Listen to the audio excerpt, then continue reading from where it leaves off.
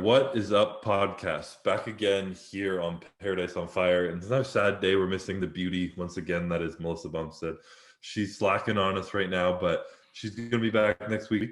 But today we have a guest, a lovely guest, the beautiful. This is replacing the beauty of Melissa. We have Anthony Mantello down here, 18-year-old Ben's physique athlete, Gymshark athlete. I almost said bodybuilder, not quite there yet. Maybe in the future, we're not quite sure yet. But you guys live close to each other, right? You and Matt? Yeah, we're both in Jersey. So, I mean, we kind of been training somewhat together for a little bit right now. Kind of like once, twice a week if we can. But yeah, I mean, he just had his show, what was that now, 2 weeks ago? No, it was literally a month ago now, yeah. It was a month ago already? I Wow. was say it was longer than that. Damn. Yeah. But no, I mean, he was going for becoming the youngest IFBB pro at 18. I think Jeff Seid holds that currently. Yeah, he holds that at 19 years old. So that's Okay. When do you turn 19? April 25th. April. Okay. Are you wrapping it up now and coming into off-season time to grow? Yeah, pretty much. I decided like after that show, like I need size. So I need like a proper off season. Probably is not my reach anymore to go for like the youngest pro. So For sure, yeah. off season. Yeah. I mean, I think like just in general too. I mean, if it's like you said, you kind of like we've talked a little bit and kind of like making this more into like your job and stuff. You have the opportunity and everything.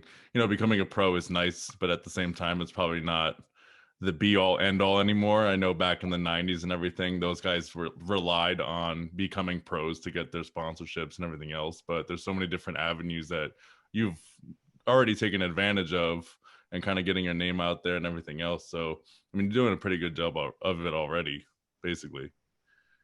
Yeah, I remember when I was younger too, I had a lot of like dreams of being the youngest and the best at this. Because I was pretty good when I was 19. I was like, I could be the youngest pro. I could be the youngest this, the youngest that. And it's really cool in the moment, but like down the road, when you become successful, I believe you can. Yeah. People forget about that. You know, it's like it's not as big of a deal of what you're able to accomplish in the future. So focusing on the long-term goal is definitely more important. True. Very true. I mean, I think kind of get more into that. I've got a lot of questions. Like, yeah, I said people don't even remember. I mean, in most cases, like Chris turned pro as a bodybuilder. So, I mean, it's not like, you know, everything that is all comes down to you being the youngest pro, you know. How old were you when you went pro, Chris? You were like 21. I was 21, yeah. Yeah. Okay. Jeez. Yeah, and that was before Classic Physique came out? It was the year it actually came out. Okay. So probably like 6 months before I got my pro card, Classic Physique had come out, and I was like, "Ooh, fuck! Looks like something I want to be in." But I still wanted to turn pro as a bodybuilder because I was just like I was at that level. I'd qualified as a bodybuilder, and I wanted to like finish that off. Mm-hmm. But yeah, you had to beat Reagan and everybody else, right? Yeah, there was a few Canadians I had to kind of push out of the water a little bit first. But then Regan came over to Classic with me in 2018. I know. All right, so I got some questions I do want to ask Anthony about like starting bodybuilding. But first, the tradition, we're starting off with our peach in our pit. We just kind of briefly touched on this, Anthony, what it is. So you want to start it off as a guest? Go for it. Yeah. So peach is the good stuff, right? Yeah, exactly. Yeah. The juicy good stuff. Well, actually, tomorrow I have to go down. Like my sister's getting married. Like I like go sign her like marriage certificate, which she I guess chose me to be that person, dude. So that's an honor. Signing her life away. Yeah, basically signing her life for her newfound husband. That's awesome. Is she having a wedding soon? Is it planned or is it kind of waiting for COVID? October 23rd. So that's in like what, 3 weeks almost? Oh, wow. Yeah.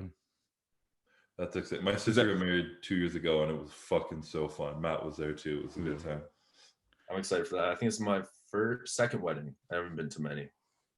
So, and hold on. The real question is, do you have a date?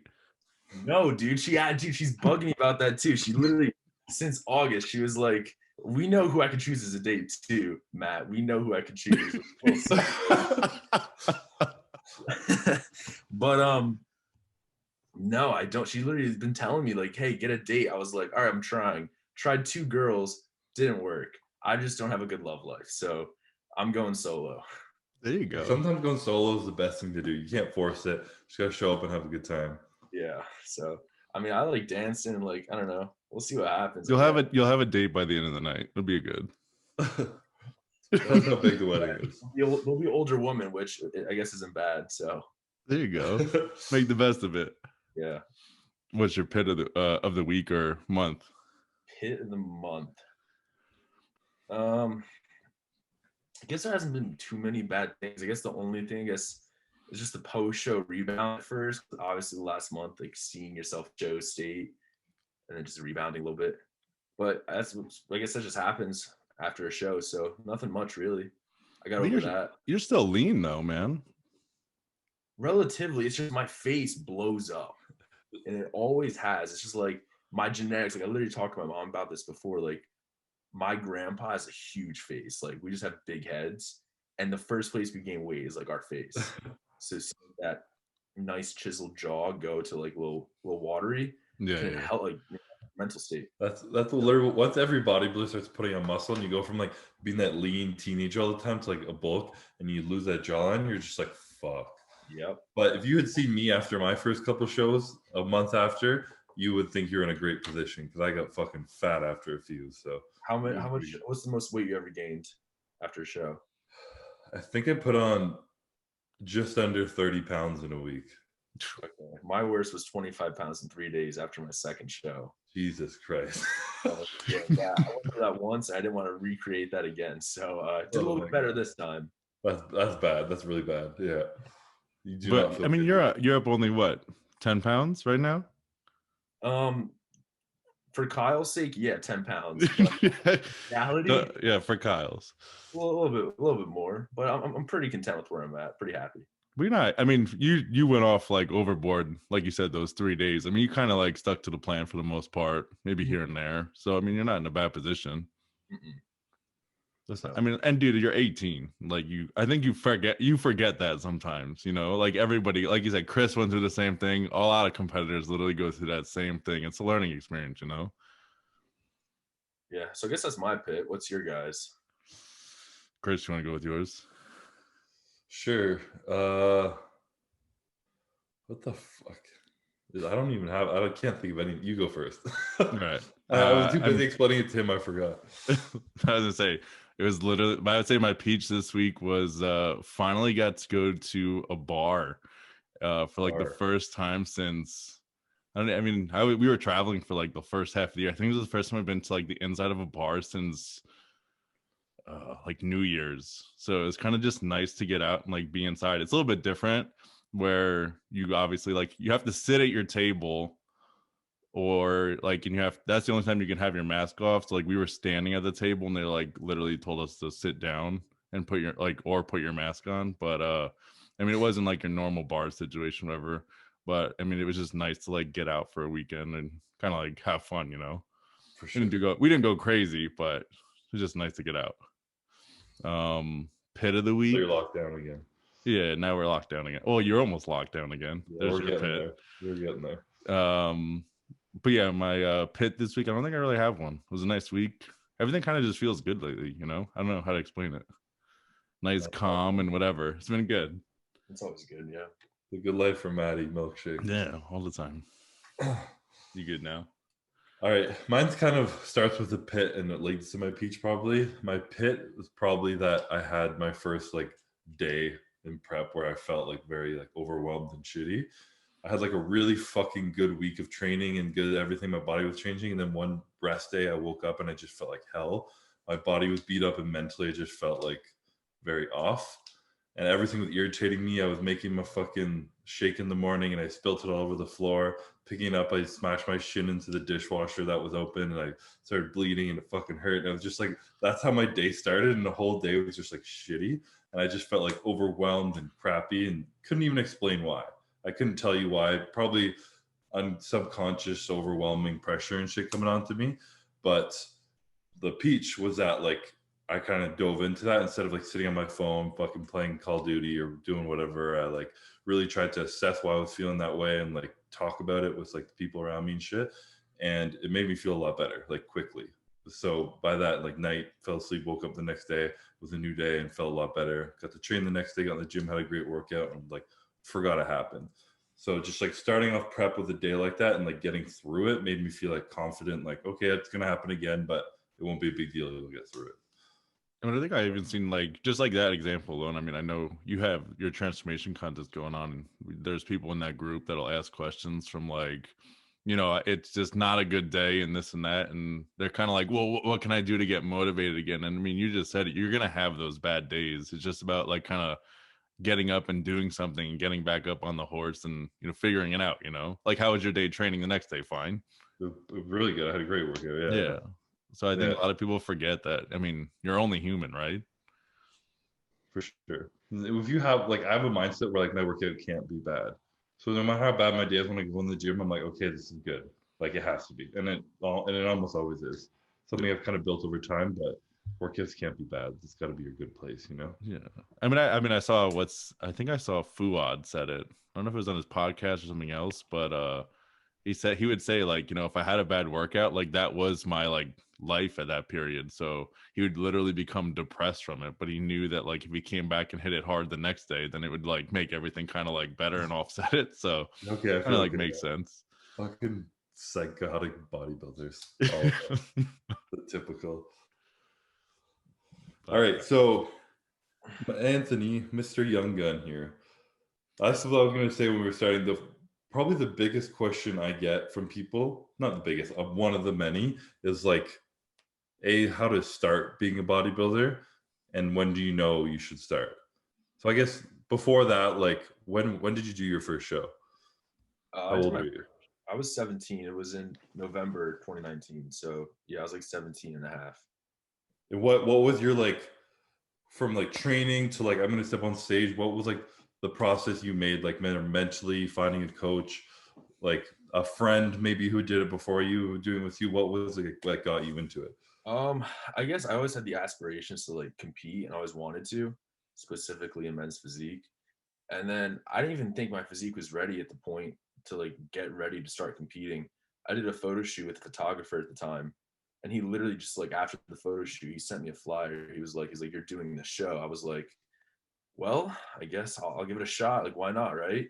So I started knowing about people like in the area in Jersey that were like coaches and a lot of competitors and who they use. So I just inquired to like a couple coaches, started working with Kyle, and then just like basically everything he said, I just stuck to it, like to the plan. Like he told me to do this, I do that. I just trusted him because he had more experience than I did. I was 17 at the time. Like I don't know much about bodybuilding. I'm gonna listen to him. So I stuck to that plan, and then I ended up just like competing, and I guess it went well. So how did you do in your first show? I won the whole thing. You won, huh? It went well. It went okay. It was all right. I didn't know what I was doing, but like it was good. Yeah, it ended up working well. I won teens, my men's physique class, and then the overall. That's sick. Well, what show was that? Easterns, right? Yeah. Yeah, that was only last year. Wow. Yep. I think like the biggest thing is like, what I mean, you just said it. You never thought you knew everything, and I think that's where a lot of people that get into this and they kind of like think they do, but you kind of just let Kyle take you under his wing from a coaching perspective, and I mean, I see you train with him and everything else. I mean, you do follow it 100% to the plan. When you're on, and you don't let up. You kind of talk it over with him. You get your reasoning of why he's doing certain things, but I think the biggest thing is you're also someone who's like very curious, like if you're training and stuff, you're always trying to like figure out why something is happening or why he's doing a certain way. And I think that's why you've been so successful in such a short period of time, For sure. I mean, even like an example, like we can use last time, like when, remember when Zoe came over with the tricep extensions, I went super heavy. It could have been like ego lifting. I took like a 110-pound dumbbell. I was doing it for like 10, 12 reps, but like where are my elbows going like a little wide? Sure. And he literally like completely destroyed my ego, took me to a 40-pound dumbbell. He's like, listen, force your like elbows in, and like just like got to listen to people that like have more experience and are more knowledgeable than you. So that definitely, I guess, helped me out. That's a lesson I feel like people need to understand forever. I always tell people when you're starting out, obviously get a coach and fucking like just listen to them. And for you, I feel like it's second nature. It's just like, well, I'm paying him. He's smarter than me. I listen to him. But for most people, it's not that case. They like question things and they're like, well, he told me to eat this, so I just eat the equivalent calories in this, and just like flipping things around. And it's just like, once you understand that bodybuilding is kind of just like fucking following a plan that's really boring and doing the same fucking thing constantly. And just if you trust the coach to listen to everything they say, you're gonna be a lot better for it in the end. I was the exact same with Ian. He's always been my coach. He's always known so much more than me. Whatever the fuck he says, I just do. If I didn't, then I wouldn't have him as my coach. I would do it myself, and I would probably fuck shit up all the time because I'd be in my own head. But yeah, difficult.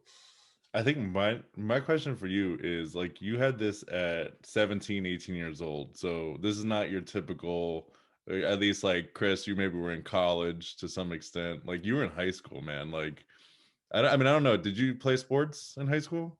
Yeah, I was a soccer player my whole life. Okay. I was an interesting change to do from soccer to bodybuilding. Yeah, really. But you had the conditioning probably at the same time in the beginning. But like, Yeah. what was that like? I mean, you kind of like, you weren't like necessarily overnight, but like you've made a name for yourself in a short period of time, similar to like what Chris did over like a course of like about a year. I mean, did that affect anything from a high school perspective, or now even? Honestly, I wouldn't say much, no. Nothing I really noticed. I guess like in school wise, I just stayed a lot to myself. Like my close friends was just my close friends, and like never, I guess, like the clout or whatever you want to say really got to me or anyone else. Nothing much, no, has changed really. Especially you would think so because like it depends on like who's in school and like, oh Yeah. my god, he's now with Gymshark. Let me try to get something from him, or he has all these followers. Let's try to get a shout out. Or no, it's actually like I guess that was surprising. It was good. Nothing like that. No. Did you find that like even when you were in high school was still like training and everything, fitness, like your main priority? So you didn't care about other shit? Yeah, it definitely it is my like it was my number one priority, which affected a lot of things socially. Like I guess taking on that bodybuilding aspect became more introverted than what I used to be.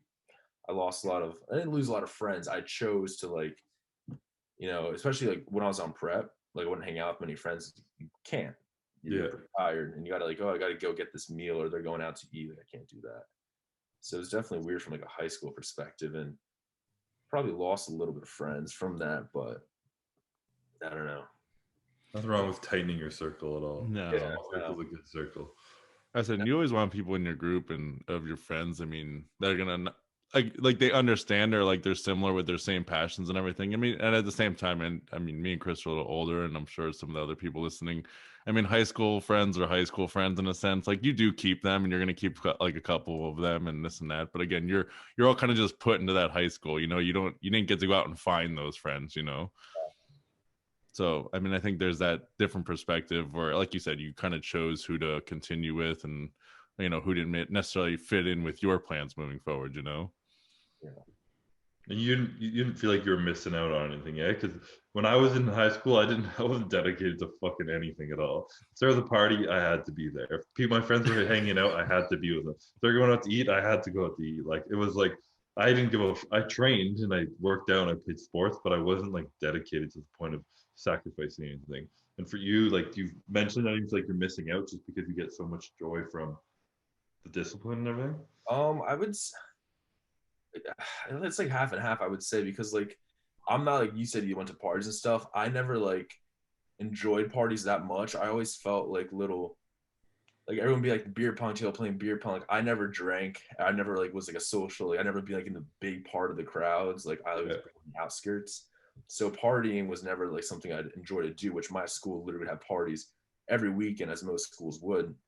So I literally would prefer just staying home and doing my own thing or whatever it was, playing video games or watching, YouTube videos. Pretty much like all I would do and research more.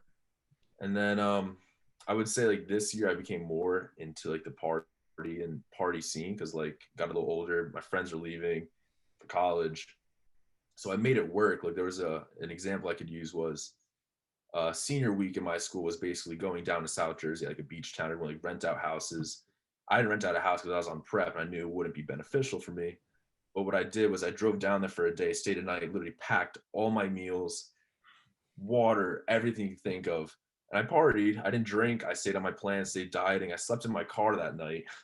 This week I didn't have to like mess up anyone else. But I guess there's like a healthy balance you could find, but definitely just like it's hard for sure. I can say just from like experience. I mean, I kind of was the same as far as like I wasn't a huge part or anything like that. And when I got into it, I kind of was very strict with it. You're almost like psychotic in a sense, and I'll get that sense from you. But I think like as you get older, you'll start knowing like when you can kind of find that balance. And I think you're kind of starting to see like there are times where you can go out and enjoy yourself. You don't necessarily have to drink or anything like that. And I mean, it gets a little bit easier over time. I mean, I think. And then also I see Chris doing it. Chris is someone who like honestly he finds that balance that, like in a nice, like his is almost like a sweet spot. Like he can enjoy, his off season and this and that, but he's not like an asshole about it, and he then knows when he needs to turn it on, he turns it on. Yeah, luckily I'm not an open bodybuilder, so I can find a little more balance. I don't have to be 300 pounds, so. Are you looking to stay in like physique going forward? Or are you ever thinking about moving up? As I said in the group chat when I was with Chris, I like the flow of men's physique, so I'm probably going to stay in here. Just stick with that? We'll see. I mean, like, it's just classic physique, like, it's definitely like next level for sure, 100%. I need size first in men's physique anyways, so like I need to grow. We'll see what happens in the upcoming years. I mean, you're for only sure. 18, No, I respect that, focusing on the task at hand, not looking too far ahead. Gets overwhelming, and I don't know, when the goal gets too far away, you're kind of like fuck, but just focus on what the fuck is next, and that's it. That's what's most important. And I think I mean, between both of you guys, so you guys both do YouTube, right? I kind of want to know your different perspectives of kind of like getting into it, how you feel about it now. I know you've only doing it like a little bit shorter than Chris right now, and kind of what, Chris, you felt in the beginning to what you feel about doing it now, and then kind of similar with you, Ant. Okay. Chris, you want to go first? Sure. I mean, I sure as fuck wish I started it when I was your age, because my life was way more interesting back then. I was going to university. I had a sick like university gym I trained at. I lived in a house with 4 guys, and like we'd party. And when I was in prep and shit, obviously I wouldn't drink, but there'd be like a party going on the next day. I'd go in and like fucking squat 600 pounds, and the dynamic would have been hilarious to share, as opposed to now when I'm just the classic old man bodybuilder who fucking sits in his kitchen on the island eating 6 meals a day and trains and does nothing with his life. So it's not really fun to vlog like that, I don't think at all. But I don't know, my perspective on YouTube, I guess is what you're asking, is like just trying not to fucking bullshit anything, not follow trends, not worry about fucking gaining views and all this stuff. And I was fucking shy as fuck on camera and hated being on camera. I hate being the center of attention sometimes. I hate it a lot more when I'm younger and getting used to it. So like for me, trying to like fucking like follow those trends that make you this like dramatic like fucking skits or bullshit stupid things on YouTube, I didn't feel like myself at all. And I feel like people around me would have noticed that too, and it would have created a really disgenuine following of myself. So I really just tried to like be myself, be a fucking weird loser sometimes, fucking work out and do my thing and share what I thought could help people and what I thought was funny maybe, and just kind of have fun with it and not overthink anything. And I almost underthink it to the point where like I haven't posted a video now on YouTube in like 3 weeks because I'm just like, oh fuck it, who cares kind of thing. I don't really care enough about it, but getting back into it now, and yeah, I don't know. I think like, I mean the difference with you two though, I think a lot, it goes back to what we've talked about in previous podcasts, is even if for you, like you were kind of like you said shy in the beginning, but you do have a lisp. Might have been a little bit more back then when it was a little stronger, but I think like you kind of like just owned it, and I think that's what kind of like made people appreciate that, like as if they were just kind of hanging out with you, like you, in a sense it was kind of like you were just one of the bros on the couch, Yeah, I'm always the first one to make fun of myself for something. If it's there, I'll make fun of myself for it because I don't really give a fuck. And people on YouTube are gonna find out anyway and pull you out of it. Might as well just laugh at yourself before anyone else can. Yeah. I could definitely agree with you with the statement you said about the whole YouTube thing, like especially like bodybuilding wise, like bodybuilding is just pure consistency. And it's the same thing every single time. Like I did my whole series on YouTube for like Road to Youngest Pro leading up to my show. And it's literally just me eating the same meals every single day, doing the same workouts, 5, 6 times a week. And I was like, why are people watching this? Like, it's literally the same exact repetitive thing, just a little bit leaner each time. And but people really enjoy like watching you for you, especially if you're like your honest self and you're not playing a role or character or whatever, and you're just truly yourself. I guess that's what I found, especially recently in YouTube, is just being myself and not playing this role. And just, I guess people just really enjoy watching you. So that's what I've been doing, I guess you could say. Are you comfortable yet? I mean, you've been doing it now for a while now. Are you comfortable like on camera? Are you comfortable bringing your camera out in public and everything like Are that? you comfortable going to like a grocery store and standing there vlogging? No, I'm still like I'm still a little shy in those situations. Like if I was doing in the grocery store, like I hide my camera like an angle no one can really see, and I'll do what I have to do. But like there's like a YouTuber I'd collab with. He is not scared at all. Like he would whip it out anywhere. What's going on, guys? You know, we're here doing this, that. I'm like, whoa, a little loud there for everyone to know that we're filming a video now. So Matt can attest to this. I feel like I'm the exact same as that. Yeah. If someone's being loud in public in a camera, then I'm like, okay, I gotta go. Like, I don't know this guy. Like, see you later. Fuck this. I mean, even like when me and Chris first became friends, I think the one thing that he hated about me the most was we would just be out in a random. We weren't filming or anything, but I'll get loud for no reason and kind of be like that guy. And I would do that maybe in the middle of an expo anywhere, and he'd be like, "Yo, bro, like you need to chill, like stop." Drawing too much attention. Yeah. So I always thought it was funny that like he ended up being the one with the camera now. I mean, you're pretty good with it now, but you ended up being the one with the camera everywhere. I still, like I said, I still won't stand in a grocery store. No. Fucking vlogging up, but that's why you have Calvin, because Calvin will do all that. Yeah, when you have a videographer holding it, forcing you to do it makes it a little bit easier. Yeah, and you just walk off a plane and he's right in your face already. Yeah. But you have Grant, right? Does a lot of your videos too. Yeah, I usually use Grant. Like me and Grant will do things. We have like a big video, like a show day, or if I was like super like shredded or lean before the show, we'd like record. But typically it's for like big events, stuff like that. I always do my own stuff. Did you find it hard getting into it, doing it yourself like that, or it just kind of came natural? It sort of came natural, I would say. I always wanted to be a YouTuber since I was like in 5th grade. So like, geez, a long time ago. Like I always like I have like a YouTube channel which I forgot my password to, and there's literally videos up there that are very cringy, like cinnamon, saw a nice challenge, like so everyone watches. You guys want to look that up, you can. It's pretty cringy. I'm gonna find it. And I'll put a clip in here somewhere of you. I have Minecraft and RuneScape videos in those, and like literally like I always wanted to be a YouTuber. And I guess at first, obviously starting like my real channel now, I wasn't as good with the camera, nor do I think I'm really that good with it now, but I got better. So it's all just like time and just, becoming better at things. I wanted to ask Anthony, when you like, what do you think was your number one thing that had you like blow up at such a young age? Like 17-year-old, you have a fucking Gymshark, all this shit. What was your number one thing that was like got you there? Was it luck, consistency, something you put out there, who you are, or just like you don't even know? Jeez. I would say there's a couple things. Like if I can name a couple, it'd be connections like that I had to like certain things, like how I got connected with Gymshark with like friends. And then also like my whole first show I did was like a 17-year-old, I guess, winning a show and like actually prepping for a bodybuilding show is like not that common. So I guess I had like an interest in people, and people I guess stuck with me. So I guess it's pretty much what helped me grow and blow up. I think yours was also just like you said. I mean, you were 17, not many people were doing it, but like you looked good for your first show. It wasn't as if like you wouldn't know that you were 17 besides maybe from your face stepping on stage, Mm-hmm.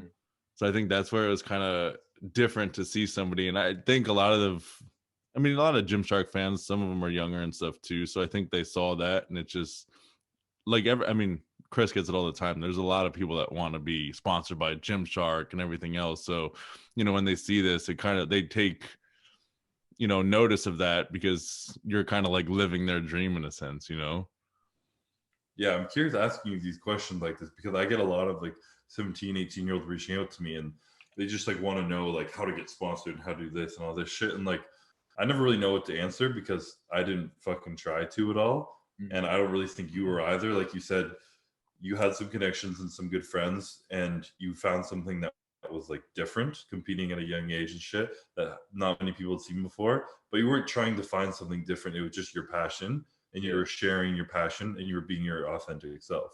Literally, and that caused people to trust you and believe in you, and kind of like everything just falls into place. Pretty much, yeah. Literally, as you said, just be yourself, and everything literally will fall into place. That's exactly what happened. Mm-hmm. Quit being a little fake bitch on Instagram or YouTube. None of that bullshit. So, like, with the success and everything, did you make any, like, I'm assuming you have some good money in a sense. Did you make any fun purchases like Chris and his car? I did. I purchased a car named Brittany. It's a Mercedes E300 Coupe, which I'm about to spend more money on. I'm about to get some new modifications for her. About to drop a good amount of money on that. But yeah, no, she's my prized possession. You're like fucking 17-year-old, 18-year-old driving around the car, and all the old men are like, you're driving fucking daddy's car, pissed off at you, and you're like, fuck you, I bought this myself. A lot of people think like in my YouTube, there's always haters no matter what. So Always. like, literally like an 18-year-old kid in that car, like they think, oh, parents' money and stuff like that. But literally that car didn't even come from like YouTube or sponsorships or anything fitness related, really. I worked 2 jobs when I was like a freshman till senior year because my goal was getting a car senior year, and that was the car I ended up getting. So I literally saved all my money for that car. Living the dream. I mean, that's pretty impressive. I mean, like you said, a lot of people, they think it's from the sponsors and everything, but I mean, you've been working your ass off then since you were 14. Like, you knew what you wanted, you went and got it. And I think that's what's also then translated into your success in such a short amount of time with everything else, you know? I agree. At your young age and sponsors and trendy haircut, TikTok haircut, and all that shit, do you find you have women flocking to you yet? Is that part of the dream, of the Gymshark dream? Or listen, man, that's a sensitive subject for me right now. I mean, you have to say whether you're accepting them or not. Or you could avoid the question. That's okay. I don't need to put you under the spotlight. I go for women that are quite hard to let's say acquire. So it's a little interesting situation I put myself in all the time with girls. Fair enough. But definitely, like, I guess you could say it does help because like when I was at a party, like that party I went to, like my senior, celebration stuff, like there were like fans like driving down the street, like literally some guys screaming like, "Yo, that's Anthony Mantello," and like that was like my first like public, I guess like what's we're looking for? Someone realizing it's me in public, whatever. And I ended up getting with a girl that night when she was there who witnessed that. So I guess it could help in a way. It has its perks. Sometimes it helps if you choose to accept it. But were you saying you tend to go for girls that are harder to get, kind of you saying? So in essence, the girls sliding in your DMs don't stand a chance because once they throw themselves at you, you're not as interested. Yeah. He doesn't want to admit it because now they won't slide into the DMs if you hear it. I mean, you can still do that. I'll see, but yeah, just try it anyway, see what happens, I mean, Matt knows what we're talking about here, which can't be shared with the internet. Hey, that's for you to share. I don't think it would help me out in what I'm in right now. Oh my god. I mean, like, say you were saying getting recognized by different people and stuff. So like, you haven't really experienced much expo life. I mean, I know you went to the Arnold, Ohio past time, but again, that was kind of it wasn't a real Arnold. I mean, nobody was there. There was no expo. There wasn't anything else. Yeah. You like looking forward to the expo life? Yeah, I want to meet like, my followers, I guess. I've been to what, 3 Arnolds or 4 with this last one. Like I always went to the expos. Chris, I met you twice at one of the expos. I went back to you twice because I looked bad in a photo and I felt so bad. I think my hands are always sweaty, so I felt bad for you. But like I want to have that experience of like. So we have met then. Oh yeah. We have. I lied. Sorry. Back. What year was that? You told me. I think it was 17, right? That was like your first Arnold, I think you told me. Yeah. Or was my second? I think it was my second. So yeah, it was like 2017 or 18. I don't remember. But you were That's probably, at I think that was Chris's first Arnold. So that was when Chris was, he was like, I don't 16 even, was mine, I think. okay. But yeah, we met. I took 2 photos with you. I took one, then I left, and I was like, shit, this looks bad. I'm going back. So I went back, and I think I said something to you like, I started picking up your like, what's the Canadian thing? Like A, right? You say A a lot. Yeah. I started doing that because like I watched your videos so much. I started picking that up in like my actual like conversations with regular people.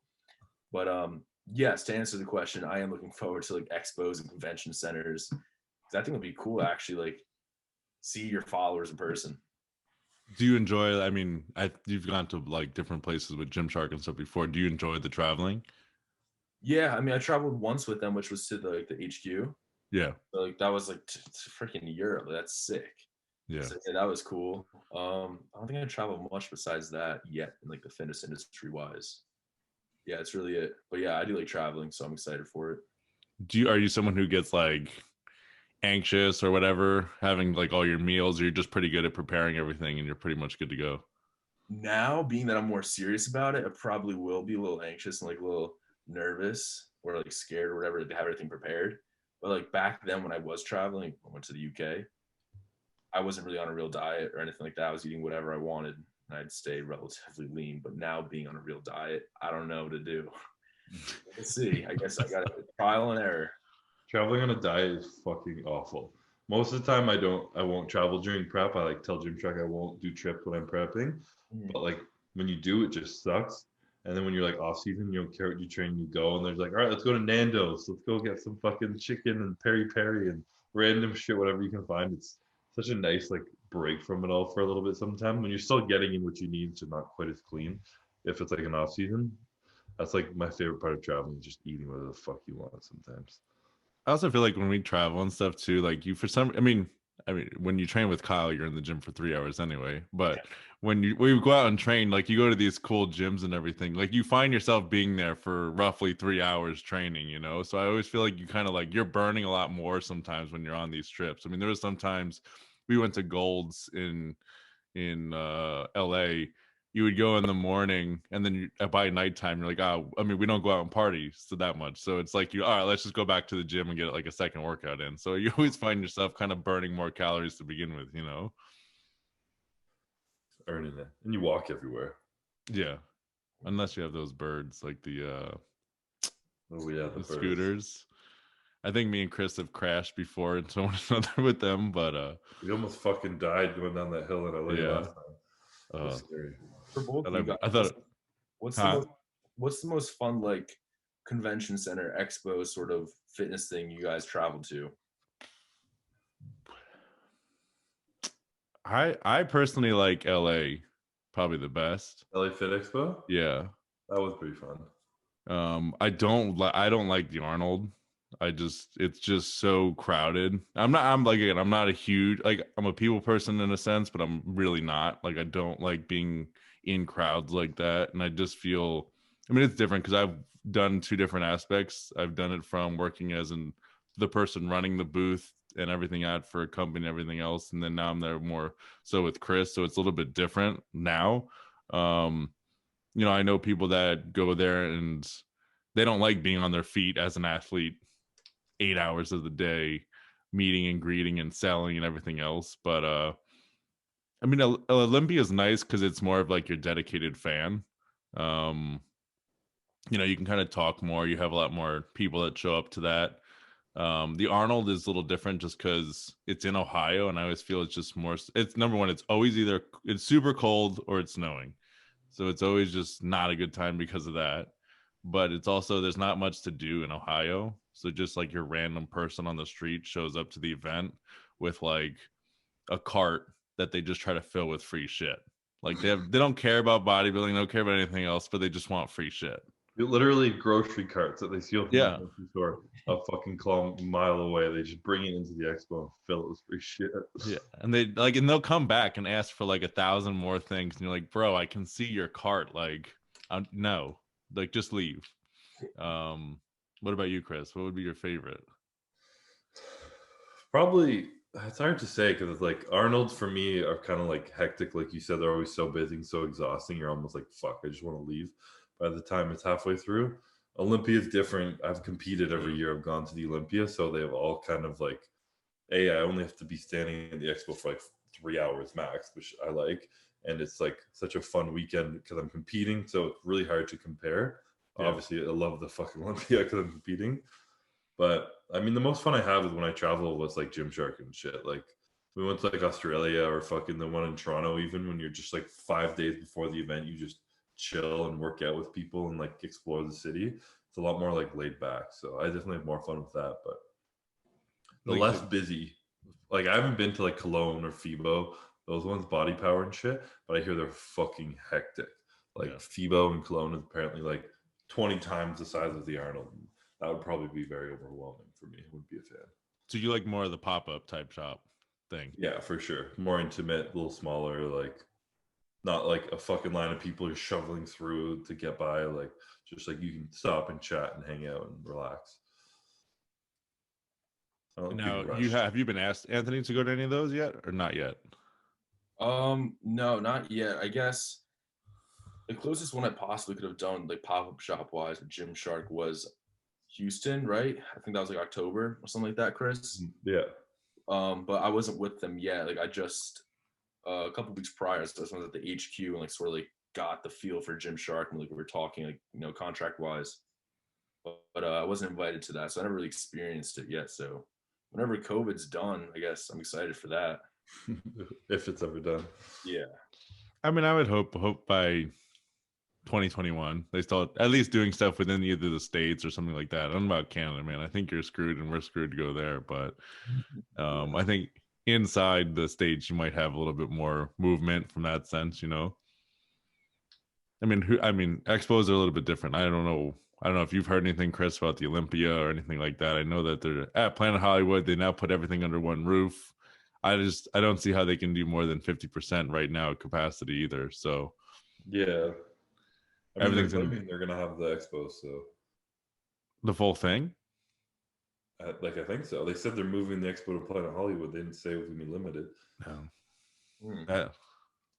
We'll see after Trump has gotten his COVID and everything else. He said COVID. He tweeted out that COVID's not a big deal. I know, He's the but handle. he's the opportunist that just like he almost kind of wanted it to just be like it's okay, like Right? I got it and now I'm all fine.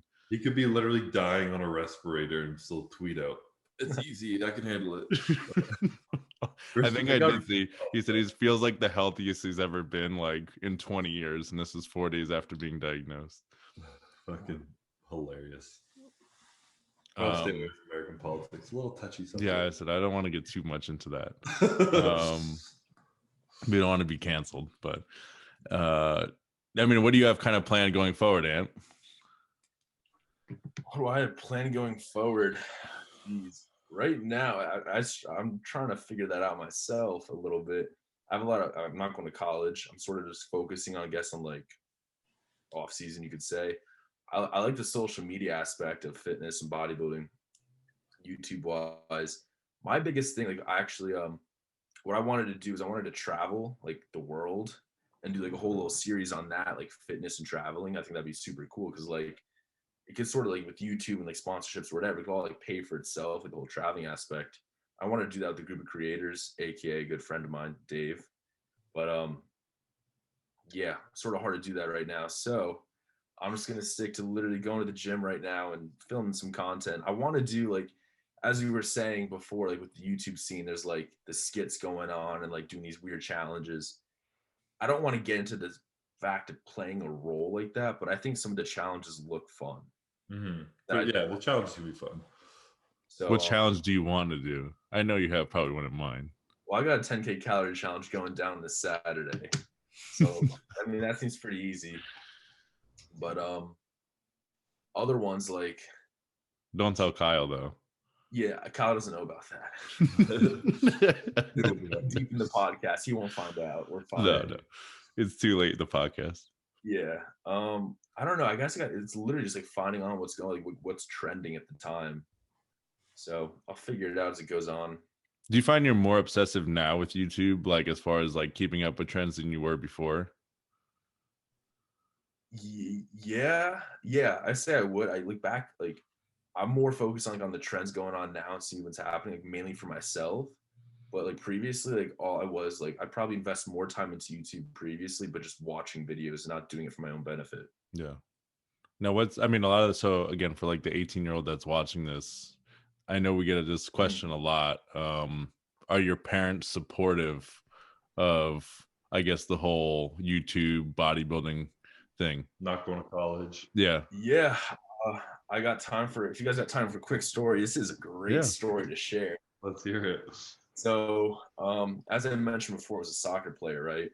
And I played for like a pretty high level team, like a academy team, and literally would dedicate so much time to that. And that was freshman year, and then like I became like watching fitness YouTube and like seeing like what it could happen, like looking at the competing aspect. I was like, shit, I want to do that really badly. So I told my dad and my coach, I was like, listen, like I'm quitting. I'm gonna do this. Like completely cold turkey. Like no one in my family does fitness. So they were like, no, you're not gonna quit. And I was like, okay, well, I'm going to. So that was very interesting to say the least. Parents weren't supportive at the time. They were supportive enough to let me quit and I guess follow my dreams, but they weren't happy with the choice I made. So there was some like tension going on between me and my dad because he loved watching me play soccer and seeing me do that. So then sophomore year I did like whole bodybuilding thing. I guess tried to bulk, really just got fat, like didn't work out well. Junior year happened, and for my dad and like our relationship and everything, I was like, you know what? I'll do soccer again. So I chose to do it. Injured myself in preseason, couldn't play for that year, so it was just like time wasted. And then I was like, listen, like you know what? I'm gonna take this really serious, like the social media aspect, training, and everything. So I dedicated like 110% of my energy all into like Instagram, not even YouTube at the time. It was just Instagram and I guess lifting.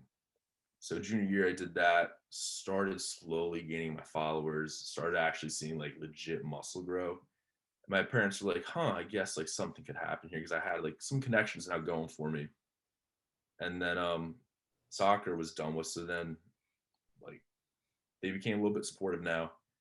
And then fast forward a little bit to senior year, when everything started connecting really well. Like people I used to watch, like they used to know, like I used to watch David Late a lot. Like I now became friends with him. I was collabing with him, working out with him. And then they saw like the whole Gymshark thing come through. They obviously I used to use their credit card to go buy Gymshark, and they're like, "Oh, now you're getting free clothes. Now you're going to their headquarters across the world." Like, okay, we see something happening here. And then the real spark was definitely the show I won. Because when I won that, like I never saw the emotion in my parents' eyes like that. Like when they saw me win, they were like, "Holy shit, this kid like took something that was like none of our family done, and he like put all his effort into it and he won." So they were like really supportive then. They were fully supportive from then on out. And then especially I guess money started rolling in, YouTube. So they started seeing it. And I told them, I was like, listen, I'm not gonna go to college. Ever since my freshman year before, like I did anything, like achieved anything. And they're like, nope, you're going to college. And yeah, I guess I decided, they were like, all right, you know what, you're fine right now. Focus on what you want to do. We'll give you the support. So they're supportive now. And then especially my last show where I got 10th after doing the whole series, and like there's, I guess you could say, a lot of hype behind me because like the whole series, everyone's watching me, like, give this kid, like, give him a chance or whatever. Um, when I got 10th, my mom, she was like emotionally hurt. Like it hurt her heart watching me get 10th. So like, that's when I know like they were super supportive. Like they do anything they can for me. Like my mom, like back in the day, she used to drive me to the gym there, drop me off, come back home. Then later, like 2 hours later, pick me up. I mean, they're very supportive, especially now. So that's my little story. Wow, that felt quite long. That wasn't long at all. That was perfect though, because I feel like a big thing I always say is like parents just want the best for you at the end of it, and they don't always think you know what's best for you. Mhm. Because they all your whole life they're telling you what you need to do, what's best for you, and all this shit, and they're normally right. But as you get older and you start to find yourself and your own dreams and your own aspirations, and that starts to change, it's hard for them to really see that. But if you stay dedicated, you put in the fucking work, and you like get results from it, or you get joy from it, happiness from it, success from it, whatever. Most of the time, parents will be proud of you. Yeah. And I find it really interesting that you like to speak of like when you're getting into things for the wrong reason, shit doesn't work. When you're doing things for the right reason and passionate at it, it works out more often. That's like the way it works. When you're fighting your internal self, things don't work out. When you talk about you got back into soccer for the wrong reasons, you did it to please your dad and because you thought you shouldn't shit, and then boom, you got injured. And you kind of like, I feel like you took that and like, okay, this isn't where I'm meant to be. Like, let's go back to my own fucking dream, put in the work, and I'll become successful at that.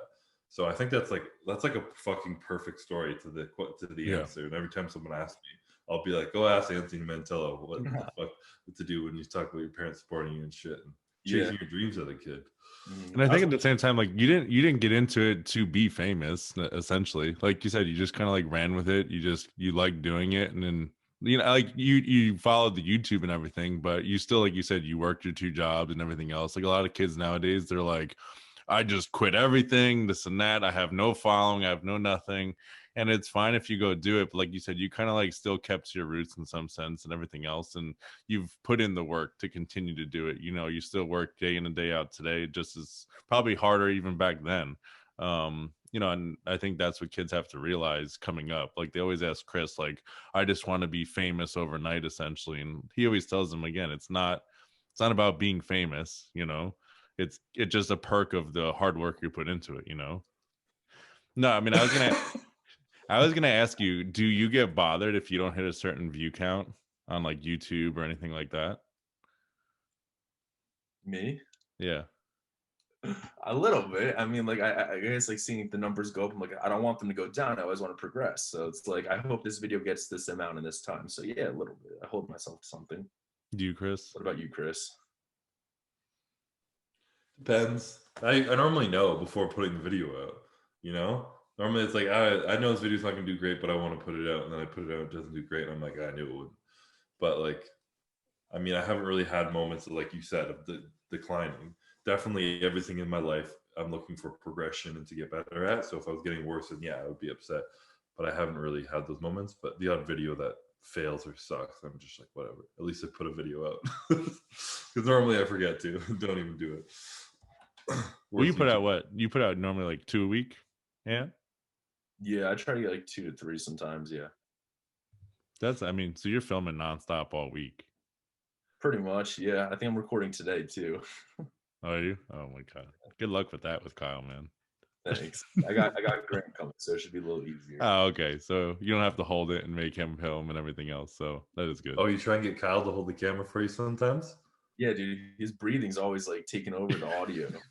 Yeah, I can't see him being the best filmer. But no, it's a huh? He'll always like lean on something, like he doesn't care. He's like, oh, my shoulder hurts, too big of a pump. He's just like, I'll lean here, I'll just stay here. No, but he does good. He does good. Head cut off. God. I don't know, man, though. We were training legs and you were training legs with us, and then you kind of fell off there with us for a while. You've been training on your own for legs.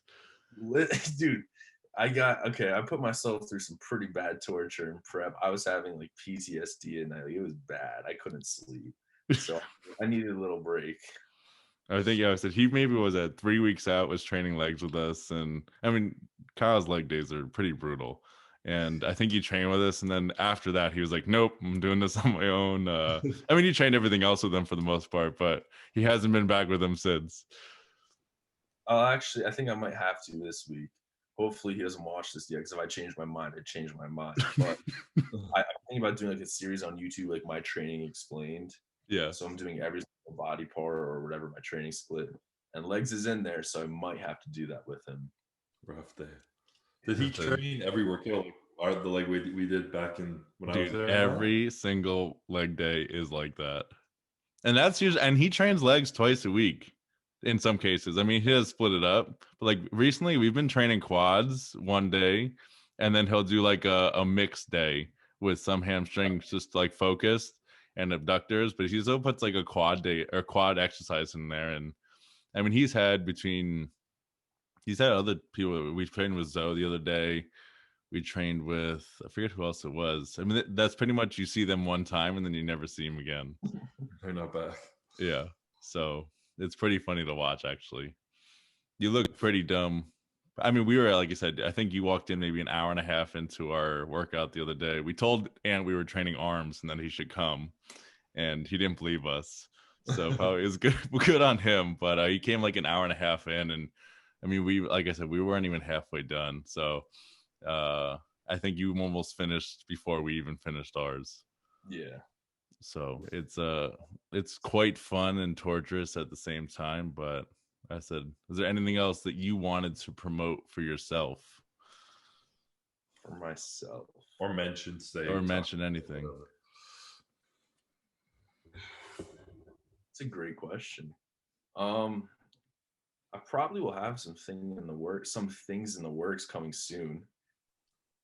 I don't know. I still got to talk to some people about this, but I'm looking to sell some things, like possibly training or apparel, little hay things going on. But one more thing I'd just like to state there about the supportive thing. My parents, like, I couldn't have done anything without them. Like, I'll be honest, my mom used to cook all my food for me.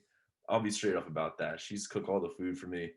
And then just like driving, because New Jersey, you get your license at 17 years old. And so when I trained at 14, she always had to drive to the gym, drop me off, drive back home 2 hours later, pick me up. So like it's 4 trips. That's long. So shout out to mom and dad. They helped me out a shit ton. And then also when I was 17, I got a car, right? Got my license. My mom would finally have a break. No, I crashed my car and totaled it. So she had to continue driving me for a little bit. And then a couple months later, I bought a Mercedes. So everything worked out. Haven't crashed that one yet. Knock on wood. No, we will not ever. What is it, Brittany? You haven't crashed Brittany yet. Brittany's my baby. Any advice for the other 18-year-olds out there? Any advice? What would I tell myself? Like, yeah, what would you tell yourself? I mean, if you were older, what would you tell yourself starting? Like, if you believe it, like you could achieve. Like, that's manifesting, right? Like, literally, like that. I can't believe, like I'm saying, it's like that shit really works. Like in one of my videos, I literally had a note of my freshman year self writing to my senior year self what I hope to achieve and do. And I achieved everything in that note. So if you literally like envision what you want to achieve and you put in the work and you stay dedicated, like you literally will get there. That's a beautiful way to end it. Yeah, that's a good one. And believe in yourself. Manifest. 100%. And I couldn't agree more. Like, no, yeah. And like you said, like sometimes you feel cheesy saying that. Like, believe it, you can achieve it. It's like, fuck me, but like it's fucking true. So like, be a cheese dick and fucking do it. You know. Scary how true it is. Not you, Siri. I said scary. Yeah. Siri popped up on my phone on that. You're all good. But yeah, I think to wrap it up. Yep. Yeah, I think good to wrap it up. Yep. I was gonna say to all the girls out there, his DMs are open. Yeah, no, please, seriously. I'd love a DM or two from a couple females. You're looking for a date to a wedding, I hear. Yeah, there you go. We need to get this guy a date, so please help him out. Let me know ASAP too, because my sister had to put in that like check for like the amount of people, so like I need to know now. And if you're older, that's fine. I'm 18, so you could please. You're older. I don't care. Do you like the young? You like girls around your age, or you like the 30-year-old, 35-year-old? Bro, I could go any age, not too young, but any age. All right, so guys, you heard him. He has a week about to figure this out. So the wedding was, I think you said October 23rd. There's not much time, so not much time. If you're from the area, let me know. I'll take you on a date. Where are you guys going? What kind of date? Geez, I don't even know. I haven't done this in so long. It'll be a surprise. It's a surprise. It'll be spontaneous. That's the best sort of things, right? Girls like spontaneous adventures. Yeah. That. But I think I think we'll end it on that. And anything else you want to say, Chris? No, I'm good. I think we covered it all. Anthony, you want to add anything? And Matt, you can sign us out. Well, number one, Chris, good luck for the rest of your prep. Appreciate it, man. Thank you. And Matt, will I be seeing you at the gymnasium later? You will not be seeing me today. Today's an off day, finally. But I'll be there the rest of the week, I think. Sounds good. I'll see you shortly then. All right, man. So I think that's it I think this is episode 15. Thank you for coming on, Anthony. And I think that's a wrap. So yeah, peace. Thanks for being on here. Peace out.